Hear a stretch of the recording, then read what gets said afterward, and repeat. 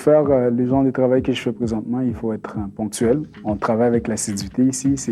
Il faut montrer l'exemple aux jeunes. Tu ne peux pas arriver en retard à ton poste et attendre des élèves qui soient à temps en classe. Il faut être ponctuel, il faut être responsable, il faut être respectueux, il faut être capable de travailler en équipe avec soit la direction, les enseignants, les éducateurs et même les élèves. Il faut être à l'écoute des jeunes, de leurs besoins, puis il faut avoir genre un sens de responsabilité aussi. Je pensais pas quand j'étais jeune, c'est ça que je voulais faire. C'était plutôt quelque chose que j'ai décidé lorsque j'étais au secondaire. En voyant mes enseignants agir, en voyant les éducateurs avec qui je travaillais, comment ils m'aidaient, tout ça, puis je me suis dit, pourquoi je ne ferais pas la même chose que les autres?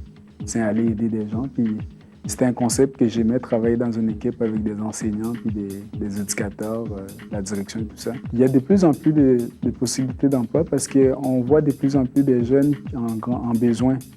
On a plus de jeunes en besoin qu'on a maintenant que quand j'étais à l'école, par exemple. Ça fait pas si longtemps que ça fait moins de 10 ans que ça. On a plus de jeunes qui ont des difficultés d'apprentissage, des difficultés de comportement, des difficultés d'adaptation et aussi des jeunes avec des handicaps légers. Comment je peux dire, le français est au cœur de ma profession. Il faut bien s'exprimer en français, il faut bien écrire en français. Dans une école française, les matières sont en français. Si tu ne connais pas ton français, disons que tu vas patiner.